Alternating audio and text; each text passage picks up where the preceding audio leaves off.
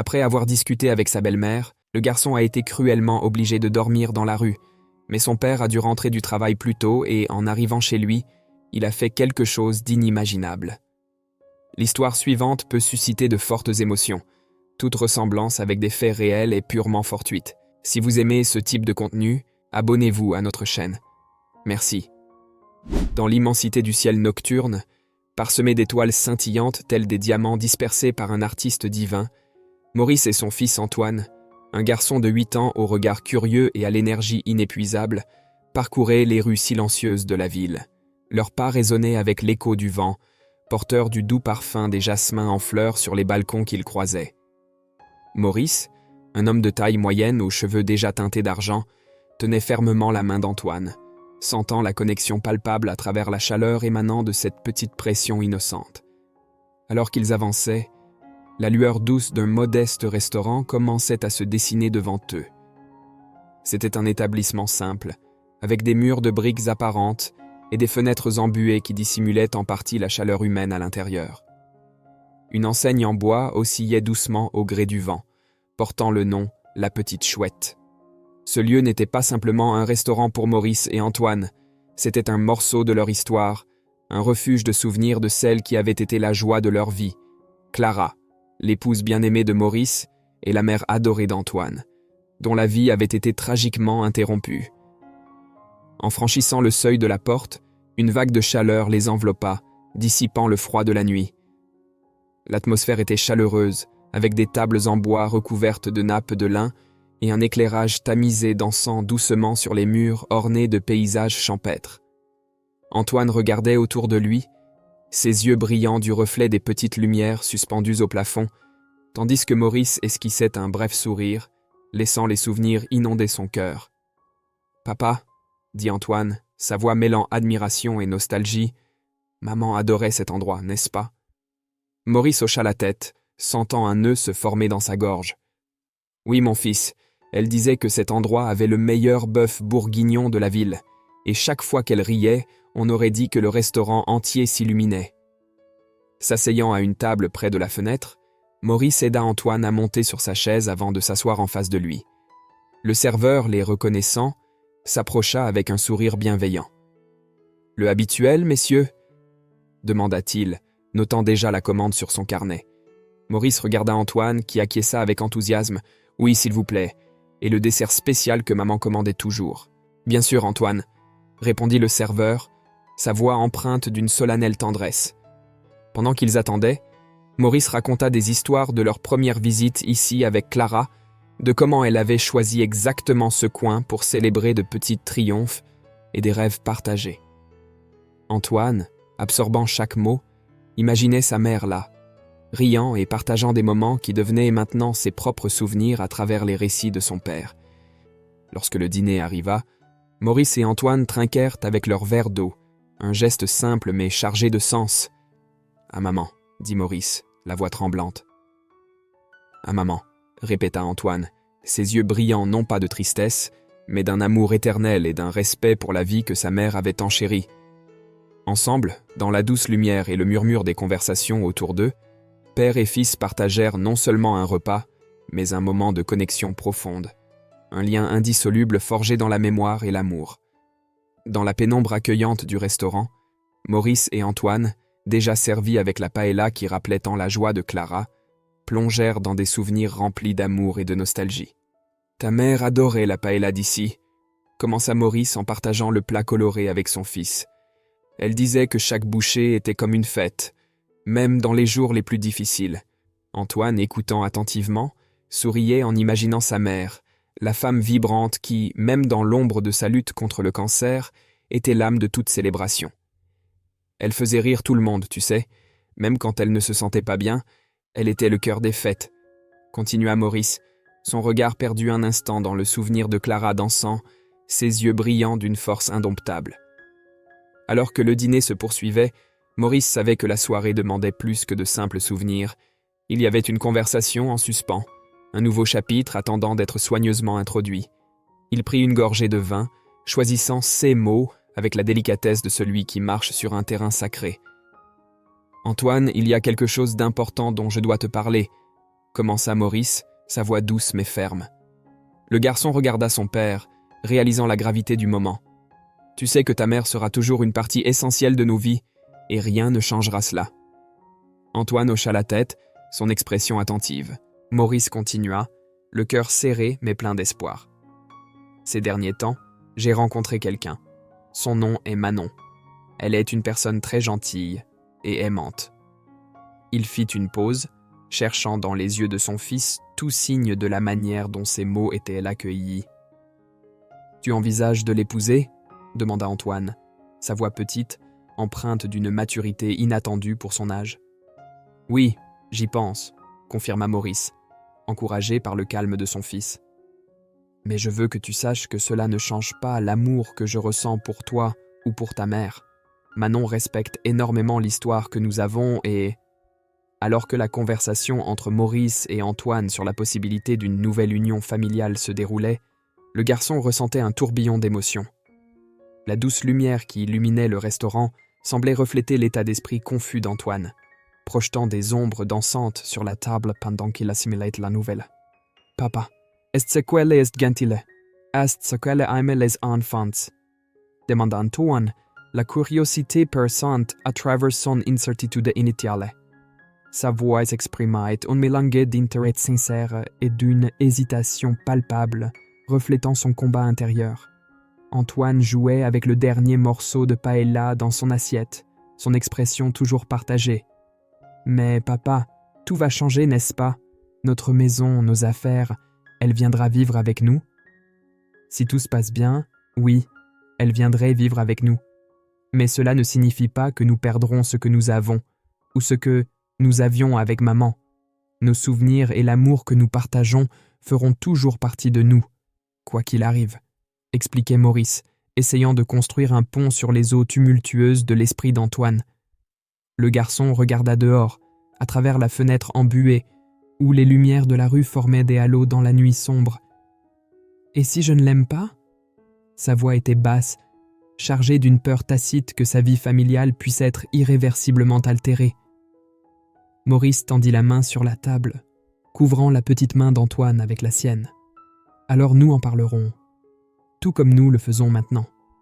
Ton avis est très important pour moi, et nous traverserons cela ensemble. Je ne prendrai aucune décision sans considérer ce que tu ressens. » Antoine regarda son père, ses yeux trouvant une force réconfortante dans la sécurité offerte. « D'accord, papa. Je peux essayer de la connaître, mais allons-y doucement, d'accord ? » « Bien sûr, mon fils. Nous irons à ton rythme, » acquiesça Maurice, soulagé de trouver une voie à suivre qui respectait les sentiments d'Antoine. Plus tard cette nuit-là, au restaurant si cher à Maurice et Antoine, le moment de rencontrer Manon arriva enfin. Alors qu'un nouveau plat était servi, la porte s'ouvrit et une femme à la posture élégante et au large sourire entra. Ses cheveux bruns étaient relevés en un chignon élégant, et elle portait une robe bleue qui mettait en valeur la couleur de ses yeux. Manon s'approcha de la table avec grâce, tendant d'abord la main à Maurice puis à Antoine. « Bonjour Antoine, j'ai entendu tellement de merveilleuses choses à ton sujet », s'exclama-t-elle, son enthousiasme débordant, ce qui, pour Antoine, sonnait un peu exagéré. Maurice observait attentivement, espérant que les deux personnes les plus importantes de sa vie trouveraient un terrain d'entente. « Antoine, voici Manon, dont je t'ai parlé. » Antoine, toujours tenant la main de Manon, essaya de sourire, mais quelque chose dans son regard ne put complètement dissimuler ses réserves. Il perçut une certaine artificialité dans la manière dont elle se penchait en avant, comme si elle jouait pour une audience invisible. Manon, remarquant l'hésitation d'Antoine, essaya d'engager la conversation sur des sujets qu'elle pensait intéressants pour un garçon de son âge, comme les films et les jeux vidéo. Cependant, chaque mot semblait chargé d'un effort conscient pour plaire, ce qui ne fit qu'accroître le sentiment d'Antoine qu'il y avait quelque chose de non dit flottant entre eux. Au fur et à mesure que la soirée avançait, Maurice tentait de faciliter l'interaction, mais même lui commençait à remarquer la tension subtile qui se formait. Manon ria et acquiesçait aux histoires, mais ses yeux trahissaient parfois une ombre d'impatience lorsqu'Antoine parlait avec enthousiasme de ses souvenirs avec sa mère. Après que le dîner fut terminé et qu'Antoine soit allé aux toilettes, Manon saisit l'occasion pour exprimer certaines de ses préoccupations à Maurice. « Maurice, je veux vraiment que cela fonctionne entre nous, mais tu dois comprendre que c'est très difficile, » chuchota-t-elle, sa voix révélant une pointe de ressentiment qu'elle avait habilement cachée à Antoine. « Je sais que ce n'est pas facile, Manon, mais c'est mon fils. Nous devons laisser le temps au temps, » répondit Maurice, son malaise évident dans son ton. Manon hocha la tête, bien que son visage révélât un mélange de résignation et de réticence. « Bien sûr, je comprends. J'espère juste qu'il pourra m'accepter avec le temps. » Quand Antoine revint, l'ambiance avait subtilement changé. Le garçon, sensible aux nuances des adultes, sentait qu'il y avait eu une discussion en son absence. Il regarda de Manon à Maurice, essayant de déchiffrer ce qui n'était pas dit. Un samedi après-midi, Maurice décida que ce serait une bonne journée pour une promenade dans le parc, pensant qu'un environnement en plein air pourrait apaiser les tensions récentes et offrir une chance à Manon et Antoine de mieux se comprendre. Les grands arbres et la brise douce semblaient le cadre parfait pour reconstruire, ou peut-être découvrir, une harmonie entre les trois. Antoine, tenant son petit bateau radiocommandé, était un peu réticent à inclure Manon dans son activité préférée, mais Maurice, toujours le médiateur, encourageait la participation de tous. « Allez, Antoine, montre à Manon à quel point tu es bon avec le bateau, » suggéra-t-il avec un sourire optimiste. Pendant qu'Antoine contrôlait le bateau, naviguant habilement sur le petit lac du parc, Manon essayait de montrer de l'intérêt, demandant comment fonctionnait le bateau et si un jour il pourrait lui apprendre. Cependant, ces questions, bien intentionnées, étaient posées avec un ton qu'Antoine percevait comme condescendant, augmentant sa résistance à l'accepter. Au fur et à mesure que la journée avançait, la tension que Maurice espérait dissiper ne faisait que croître. Après une collation sous l'un des arbres, Manon, peut-être frustrée par le manque de progrès ou fatiguée d'essayer, décida de confronter la situation directement. Les paroles de Manon, bien que vraies, sonnaient durement aux oreilles d'Antoine. Le garçon, qui jouait distraitement avec une feuille tombée, s'arrêta, sentant comme si un poids avait été placé sur ses épaules. Il regarda son père, cherchant du soutien. Maurice, pris au dépourvu par l'approche directe de Manon, intervint. « Manon, je pense que nous devons avancer pas à pas. Antoine s'adapte à inquiry, dit-il, essayant d'adoucir le ton de la conversation. Manon soupira, peut-être réalisant que ses paroles avaient été plus sévères que nécessaire. Je veux juste que les choses fonctionnent entre nous, admit-elle, sa voix s'adoucissant. Antoine, encore en train de digérer les paroles de Manon, se sentit partagé entre sa loyauté envers son père et l'intrusion que Manon représentait dans sa vie. Il répondit, sa voix un peu tremblante, « Moi aussi, je veux que les choses soient bonnes, mais j'ai besoin de plus de temps. » Dans une froide soirée d'hiver, la maison où Maurice, Manon et Antoine vivaient était plus froide que d'habitude. Non seulement à cause du temps, mais aussi de l'atmosphère émotionnelle qui régnait. Le feu crépitait, mais sa chaleur semblait incapable de pénétrer la tension qui grandissait dans le salon. Antoine, émitouflé dans une couverture, voulait regarder une émission de télévision qu'il regardait toujours avec son père, mais Manon insistait pour regarder un documentaire. Antoine, nous en avons déjà parlé, parfois nous devons faire des compromis, argumentait Manon, tenant fermement la télécommande. Mais papa me laisse toujours regarder. Pourquoi est-ce que tu dois tout changer ? Répliquait Antoine, sa frustration évidente dans sa voix jeune.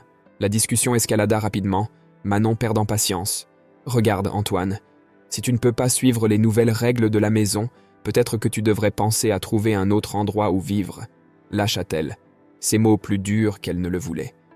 Maurice, qui était dans la cuisine en train de préparer quelque chose à manger, entendit la dernière partie de la conversation et courut de retour au salon, mais avant qu'il puisse intervenir, Antoine était déjà debout, les yeux embués de larmes de colère et de désespoir. « Je n'ai pas besoin de rester là où je ne suis pas voulu !» cria Antoine, avant de courir hors de la maison, ignorant le froid intense et la neige qui commençait à tomber dru. Sans protection et tremblant, Antoine erra dans les rues éclairées seulement par les faibles lampadaires, ses pensées tourbillonnant autour du rejet qu'il ressentait. Il ne tarda pas à arriver à la porte de Madame Léa, la voisine qui avait toujours un sourire et un mot gentil pour lui. Léa, en ouvrant la porte et en trouvant Antoine recroquevillé et gelé, l'enveloppa immédiatement dans une étreinte chaleureuse et le tira à l'intérieur. « Mon cher, que s'est-il passé ?» demanda-t-elle, inquiète, tout en le guidant vers le radiateur. Entre sanglots, Antoine expliqua la situation, et Léa, avec sa sagesse des années et la gentillesse que seule une figure maternelle possède, le calma. « Tu sais, Antoine, parfois les adultes font aussi des erreurs, tout comme les enfants. Manon et ton père essaient de trouver un chemin, mais cela ne signifie pas que tu es seul ou que tu n'es pas aimé. » Pendant qu'il parlait, Léa préparait un chocolat chaud, et à chaque gorgée, Antoine sentait un peu du froid et du désespoir disparaître. Léa continua.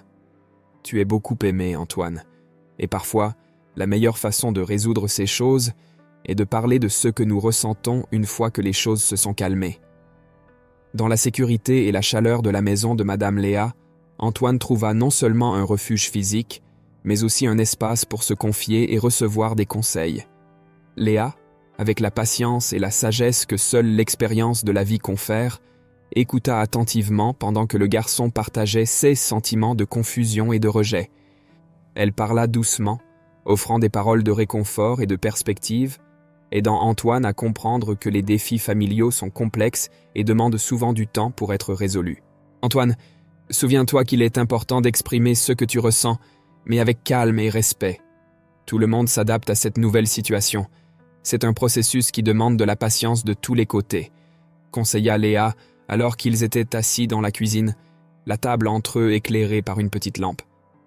Pendant que la nuit avançait, Antoine, enveloppé par les soins et l'attention de Léa, finit par s'endormir sur le canapé, emmitouflé dans une chaude couverture. Léa le couvrit avec précaution, s'assurant qu'il était confortable, puis s'assit dans un fauteuil à côté, son regard perdu dans la douce danse des flammes dans la cheminée. Avec Antoine endormi paisiblement, Léa réfléchissait aux complexités de la situation. Elle savait que l'introduction de Manon dans la famille de Maurice avait perturbé un équilibre délicat. Les paroles dures de Manon et la fuite d'Antoine la préoccupaient profondément. Elle pensait à comment la présence de Manon affectait non seulement Antoine, mais aussi Maurice, qui semblait être pris entre l'amour pour son fils et sa relation avec Manon. Léa était consciente de l'impact émotionnel que de telles tensions peuvent avoir sur un enfant comme Antoine, qui avait déjà fait face à la perte immense de sa mère. Elle craignait que, sans une intervention adéquate et une communication ouverte, le ressentiment et le malaise pourraient laisser des cicatrices durables dans le jeune cœur d'Antoine. Cette nuit-là, alors que la maison dormait sous le poids du silence et de la neige à l'extérieur, Léa formulait mentalement un plan pour aider. Au matin, elle avait décidé de parler à Maurice, s'offrant comme une voix neutre, peut-être capable de faciliter un dialogue entre lui, Manon et Antoine. Elle savait que le premier pas vers la guérison serait de rétablir la communication et de garantir que tous les membres de la famille se sentent que leurs sentiments sont valides et pris en compte. Assise dans son fauteuil, alors que le silence de la nuit s'étendait autour d'elle, Madame Léa restait plongée dans ses pensées. La pendule battait doucement, marquant le passage des heures, mais son esprit était concentré sur le jeune Antoine, dormant paisiblement sur le canapé. La situation du garçon pesait sur son cœur, et elle se demandait comment une famille qui semblait si unie en était arrivée à un point si critique. Léa savait que l'arrivée de Manon avait perturbé l'équilibre délicat de la famille. Il était évident que Manon, avec sa propre vision de la façon dont la famille devrait fonctionner, avait introduit une nouvelle dynamique à laquelle ni Antoine ni Maurice ne semblaient entièrement prêts à accepter. Elle réfléchissait à la manière dont Maurice, peut-être aveuglé par l'amour et le désir de tourner la page après une grande perte, ne se rendait pas compte à quel point ces changements affectaient profondément son fils. Alors que les flammes de la cheminée projetaient des ombres dansantes dans la pièce, Léa réfléchissait aux implications futures de cette tension familiale. Si elle n'était pas gérée avec soin, ces questions pourraient entraîner un éloignement encore plus grand entre le père et le fils, voire des problèmes plus graves pour Antoine, tels que des problèmes d'estime de soi et de confiance, si cruciaux pendant les années de formation d'un enfant. Léa estimait qu'il était crucial que Maurice se rende compte et reconnaisse que, bien que l'amour pour un nouveau partenaire soit important, le bien-être de son fils devait passer avant tout. Elle savait qu'elle devrait aborder ce sujet avec délicatesse, mais avec fermeté, pour garantir que Maurice comprenne la gravité de la situation. Les préoccupations s'étendaient également à Manon. Léa comprenait qu'intégrer une famille déjà formée et en pleine guérison après une perte significative n'était pas une tâche facile.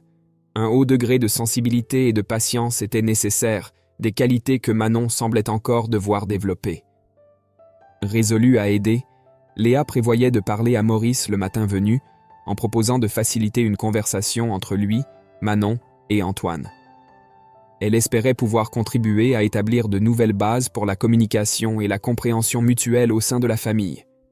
Elle croyait qu'avec le temps et les efforts conjoints, ils pourraient trouver un moyen de coexister harmonieusement, en respectant les besoins et les émotions de chacun. Pendant les heures sombres de cette froide nuit d'hiver, tandis qu'Antoine dormait paisiblement, Madame Léa restait éveillée, son esprit tourmenté par les soucis pour le garçon et la situation dans sa maison. Le retour d'Antoine à la maison la préoccupait profondément, car elle savait que la confrontation entre les attentes et la réalité pourrait être difficile pour lui et pour son père, Maurice. Léa réfléchissait à ses propres expériences de vie, se souvenant des défis auxquels elle avait été confrontée et de l'importance du soutien mutuel dans ces moments les plus difficiles. Elle savait que la communication ouverte et la compréhension entre les membres de la famille étaient essentielles, surtout en période de tension. Ces réflexions renforçaient sa résolution d'aider Antoine et sa famille à trouver un chemin vers la réconciliation et la compréhension. Alors que l'aube succédait à la nuit, Léa décida qu'il était temps de réveiller Antoine. Elle s'approcha doucement de lui touchant l'épaule. « Antoine, mon cher, il est temps de te réveiller, » dit-elle d'une voix chaleureuse et réconfortante. Antoine ouvrit lentement les yeux, se sentant désorienté pendant un moment avant de se rappeler les événements de la veille au soir. La réalité de son retour à la maison commença à peser sur lui apportant un sentiment de décalage et d'appréhension. Il se redressa, se frottant les yeux, l'incertitude claire dans son regard. « Veux-tu que je vienne avec toi, Antoine ?» demanda Léa, prête à offrir sa présence comme un soutien. « Nous pouvons parler à ton père ensemble. » Antoine acquiesça, reconnaissant pour l'offre de soutien. Il savait que confronter son père et Manon serait difficile, et avoir quelqu'un comme Léa à ses côtés lui donnait un sentiment de sécurité. Après un rapide petit déjeuner, ils marchèrent ensemble jusqu'à la maison d'Antoine. L'air frais du matin semblait refléter la tension qu'Antoine ressentait, chaque pas vers sa maison augmentant son anxiété quant à la façon dont il serait accueilli. À leur arrivée, Léa sonna à la porte et c'est Maurice qui ouvrit. Son visage exprimait à la fois inquiétude et soulagement en voyant Antoine. « Antoine, tu vas bien ? J'étais tellement inquiet, » dit-il, visiblement soulagé de voir son fils en sécurité. La présence de Léa apportait un équilibre nécessaire à ce moment et elle prit l'initiative de commencer la conversation. « Maurice, je pense qu'il est temps que nous discutions de la façon dont nous pouvons améliorer les choses ici à la maison. Tout le monde doit se sentir écouté et respecté. » commença-t-elle, établissant le ton pour une discussion qu'elle espérait constructive et guérisseuse. Antoine, bien que toujours nerveux, se sentait un peu plus préparé à affronter la situation avec l'aide de Léa.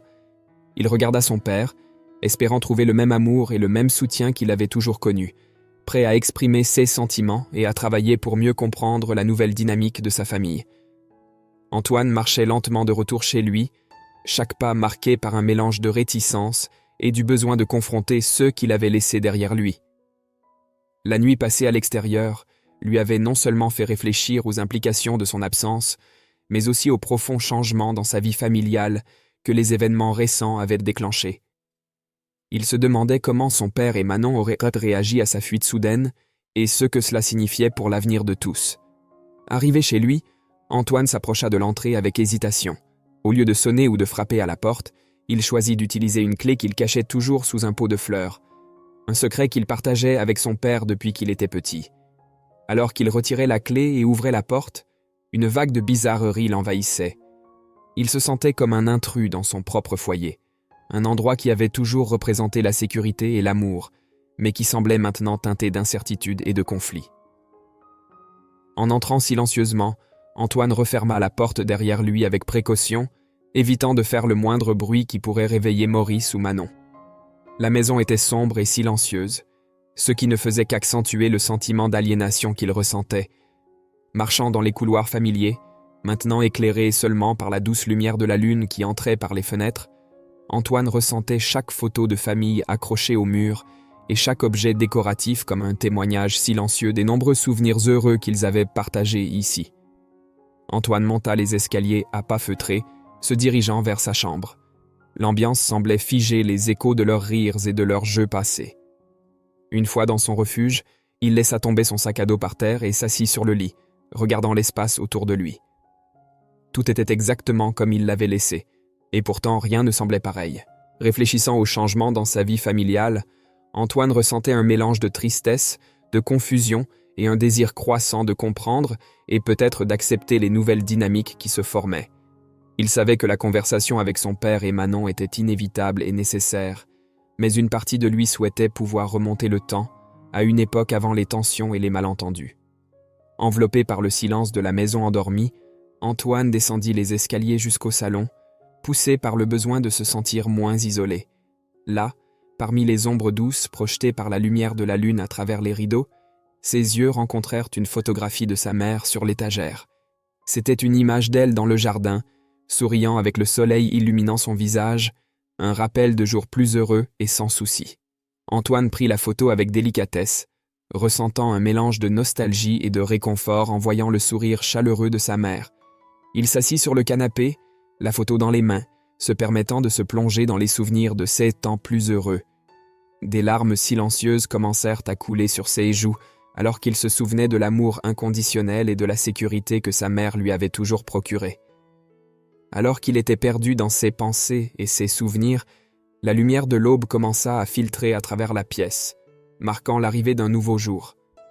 C'est alors que Manon apparut. Elle s'était réveillée tôt et, en descendant, elle trouva Antoine seul, avec la photo de sa mère entre les mains et des larmes dans les yeux. Manon, peut-être par manque de sensibilité ou par incompréhension de la profondeur de la douleur d'Antoine, le confronta de manière directe et quelque peu insensible. « Antoine, tu pleures toujours ta mère ? Tu dois passer à autre chose et accepter les changements dans notre famille, » dit-elle, sa voix portant un ton d'impatience qui semblait ignorer la complexité des sentiments du garçon. Les paroles de Manon ont coupé Antoine comme des lames froides, exacerbant sa sensation d'isolement et de malentendu. Il la regardait, les yeux encore humides de larmes, se sentant encore plus aliéné dans sa propre maison. « Tu ne comprends pas », murmura Antoine, sa voix basse mais chargée d'émotion. « Ce n'est pas seulement une question de surmonter, c'est se souvenir et ressentir le manque. » La tension dans le salon a rapidement augmenté après qu'Antoine ait laissé Manon seule avec ses paroles pleines de regrets. La femme, frustrée par la réponse du garçon et son incapacité à se connecter avec lui, ressentait un mélange d'irritation et d'impuissance. À mesure que les minutes passaient, sa frustration se transformait en colère, et lorsque Antoine est revenu dans la pièce, essayant d'éviter davantage de conflits, Manon était déjà visiblement secouée. « Tu dois apprendre à respecter les nouvelles règles de cette maison, Antoine, » dit Manon, sa voix montant en volume et en intensité. « Si tu ne peux pas l'accepter, peut-être que tu ne devrais vraiment pas être ici. » Antoine, déjà émotionnellement secoué, répliqua avec plus de ferveur qu'avant. « Tu ne peux pas simplement arriver ici et espérer que tout change selon tes désirs. » L'atmosphère entre les deux était électrique, avec Manon perdant rapidement le contrôle de ses émotions. Dans un moment de complète exaspération, elle leva la main, comme si elle était sur le point de transformer sa menace en action. Cependant, avant qu'elle ne puisse réaliser ce qu'elle s'apprêtait à faire, la porte d'entrée s'ouvrit. Maurice, revenant de manière inattendue après avoir oublié son téléphone à la maison, s'arrêta brusquement en voyant la scène devant lui. Son expression passa de la confusion au choc en remarquant la posture menaçante de Manon et le regard terrifié d'Antoine. « Que se passe-t-il ici ?» exigea Maurice, sa voix ferme et forte. Manon, surprise et maintenant repentante de son attitude précipitée, baissa immédiatement la main, luttant pour trouver des mots qui pourraient d'une manière ou d'une autre expliquer ou justifier son comportement. « Maurice, j'essayais juste... » Antoine courut vers le côté de son père, clairement soulagé par son arrivée. « Père, elle allait me frapper. Je disais juste que... » Maurice leva une main pour faire taire les deux et regarda directement Manon. « Est-ce vrai, Manon? Tu as menacé mon fils ?» La réalité de ce qui aurait pu arriver si Maurice n'était pas revenu à temps commençait à se manifester dans l'esprit de tous. Maurice ressentait un mélange de colère et de déception, tandis que Manon luttait pour garder son calme. consciente qu'elle avait franchi une limite dangereuse. J'étais hors de moi, Maurice. Je ne sais pas ce qui m'a pris. Je suis désolé, tenta de s'expliquer Manon, sa voix tremblante. Alors que Maurice et Antoine étaient assis dans la cuisine, la tension était palpable. Le père, encore bouleversé par ce qu'il avait vu et entendu, essayait de comprendre les événements tout en cherchant à réconforter son fils. Antoine, bien que soulagé par l'intervention de son père, était toujours profondément blessé, à la fois par le conflit avec Manon et par l'incertitude quant à la réaction de son père. Maurice, d'une voix calme mais ferme, essayait d'obtenir une compréhension claire de la situation. « Antoine, dis-moi exactement ce qui s'est passé », demanda-t-il, essayant de trouver un équilibre entre son rôle de père protecteur et son rôle de partenaire de Manon. Antoine, toujours ému, détailla la discussion, expliquant comment Manon avait perdu patience et avait presque été violente. Pendant qu'il parlait, Maurice ressentait un sentiment croissant de déception et d'inquiétude. Il savait qu'il devait parler à Manon pour entendre sa version des faits, bien que l'image d'elle menaçant physiquement Antoine soit difficile à concilier. Revenant dans le salon, Maurice trouva Manon qui semblait être en train de reprendre ses esprits. « Manon, nous devons parler de ce que je viens de voir », commença Maurice, la gravité dans sa voix laissant clairement entendre qu'il ne s'agissait pas simplement d'un simple désaccord. Manon, réalisant qu'elle était dans une position délicate, essaya rapidement de se positionner comme victime de la situation. « Maurice, je suis vraiment désolé que tu aies vu ça. Mais tu dois comprendre, Antoine exagérait les choses et j'ai juste levé la main pour lui montrer, pas pour lui faire du mal.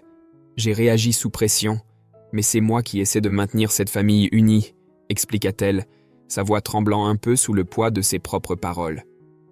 Maurice écoutait, mais chaque mot de Manon ne faisait que renforcer ses doutes. En retournant à la cuisine, il vit Antoine le regarder, attendant une réponse ou un signe quelconque que son père le croyait. « Antoine, commença Maurice, sa voix pleine d'hésitation.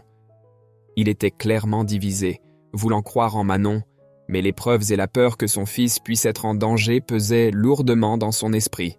Cette hésitation fut suffisante pour Antoine. Se sentant trahi par le doute de son père, le garçon se leva brusquement de table. « Tu ne me crois pas », dit-il, sa voix brisée par la douleur. Maurice tenta d'atteindre son fils. « Antoine, ce n'est pas ça. J'essaie juste de tout comprendre. » Alors que la discussion entre Maurice et Manon atteignait un point critique, la sonnette retentit de manière inattendue, coupant la tension comme une lame tranchante.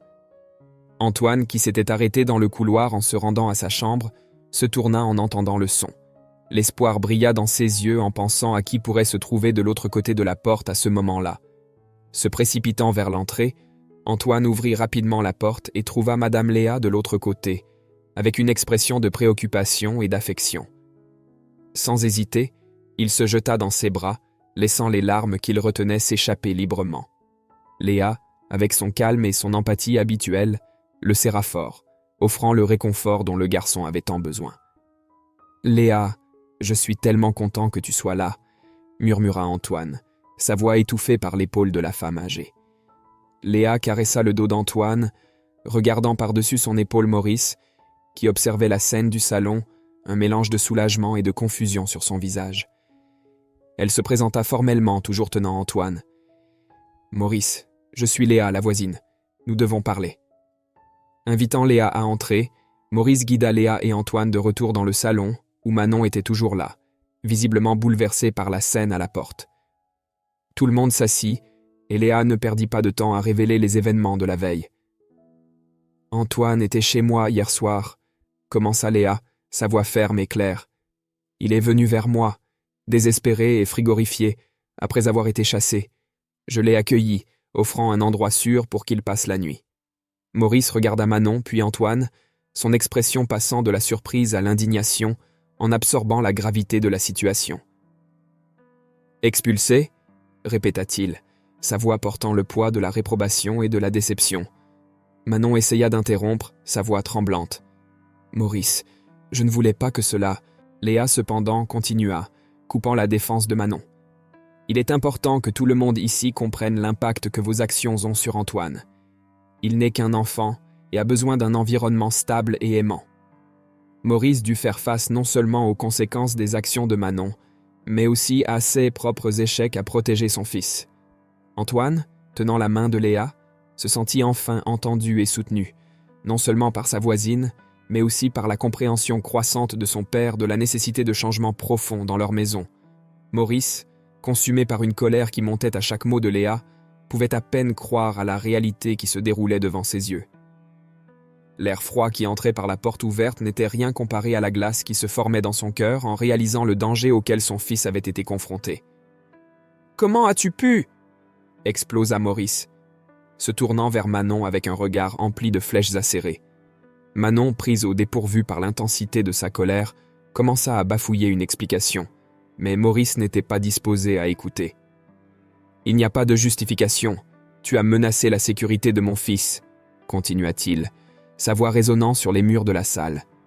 Manon essaya de s'approcher, les mains tendues, les yeux implorant la compréhension. « Maurice, s'il te plaît, j'étais sous pression, je n'ai pas… » « Non !» la coupa Maurice, impitoyable. Il se dirigea vers la chambre, arrachant des vêtements, des livres et tout objet de Manon qu'il pouvait trouver. Chaque pièce jetée au sol était comme un morceau de la colère qu'il ne pouvait contenir. Manon le suivait, les larmes commençant à tracer des chemins sur son visage. « Maurice, je t'en prie, donne-moi une chance d'expliquer, » pleurait-elle, le suivant de retour dans le salon où les objets de sa vie étaient empilés dans ses bras. Maurice, avec un dernier regard de dédain, ouvrit la porte d'entrée et, d'un geste brusque, lança les affaires de Manon dehors, dans la neige qui recouvrait tout d'un manteau de froideur, reflétant son état émotionnel. « Sors de ma maison maintenant !» hurla-t-il, pointant du doigt la rue blanchie par la neige. « Et si tu oses t'approcher d'Antoine ou de moi, je te promets que tu le regretteras. Je protégerai mon fils, quoi qu'il en coûte !» menaça Maurice, sa voix grave résonnant avec chaque mot prononcé. Manon, vaincue et désespérée, ramassa ses affaires trempées par la neige, ses mains tremblant autant du froid que du choc émotionnel. « Maurice, j'ai vraiment aimé. » « L'amour ne blesse pas, l'amour ne menace pas. Ce que tu as fait n'a pas d'excuse. » Il l'interrompit, plus d'espace pour la pitié. Avec cette dernière déclaration, Manon s'éloigna, disparaissant dans le rideau de neige qui tombait de plus en plus lourdement. Antoine, qui avait tout observé depuis un coin, ressentait un mélange de soulagement de voir sa mère de cœur partir et de tristesse pour ce que son foyer était devenu. Léa, toujours à ses côtés, l'embrassa, offrant le réconfort que seul un cœur maternel pouvait donner. « Tu es en sécurité maintenant, Antoine, c'est tout ce qui compte. » Maurice se rapprocha de son fils, ses propres yeux embués de larmes, non seulement de colère mais aussi de remords pour tout ce qu'il avait permis de se passer sous son toit. Antoine, mon cher, je suis tellement désolé. Je te promets que nous allons reconstruire notre vie. Ce ne sera que nous désormais. Et je ferai tout pour que tu te sentes en sécurité et aimé. Les deux se serrèrent dans les bras, une rencontre de cœurs brisés cherchant réconfort l'un dans l'autre. Léa observait, ressentant une pointe d'espoir pour eux. En ce moment, bien que la tempête de neige continuât de faire rage dehors, à l'intérieur de la maison, une nouvelle résolution se formait, celle de reconstruire, guérir et protéger la petite famille qui restait. Après le conflit tendu et le départ de Manon, Maurice et Antoine restèrent dans le salon, désormais étrangement silencieux et vide de toute présence autre qu'eux et Madame Léa. Maurice, sentant le poids de ses décisions passées et leur impact sur son fils, s'approcha d'Antoine les yeux embués de larmes, la voix tremblante sous le poids de l'émotion. « Antoine, je suis tellement désolé pour tout ça, » commença Maurice, ses mots interrompus par l'effort de contenir les larmes. « Je te promets de tout mon cœur que je ne serai plus jamais aussi inattentif. Tu es la chose la plus importante dans ma vie, et j'ai échoué à te protéger comme je le devais. » Antoine, voyant son père si vulnérable et sincère, sentit les barrières de sa propre douleur commencer à céder. Il hocha la tête, incapable de retenir ses propres larmes, et serra Maurice dans ses bras. « Je t'aime, papa. Je veux juste qu'on aille bien, » murmura Antoine, sa voix étouffée contre l'épaule de son père. Maurice resserra l'étreinte, ressentant un mélange de soulagement et de nouvelles responsabilités. « Nous irons bien, mon fils. Nous irons bien, ensemble. » Madame Léa, témoin de la scène de réconciliation et de compréhension, sourit avec tendresse.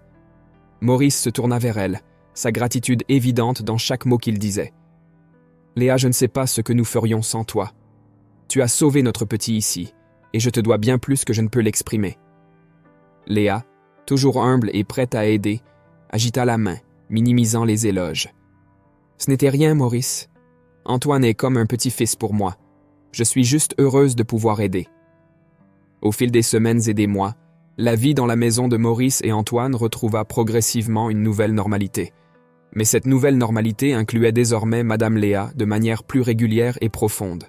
Elle devint une présence constante et chère, non seulement en tant que voisine qui passait vérifier que tout allait bien, mais aussi comme membre de la famille.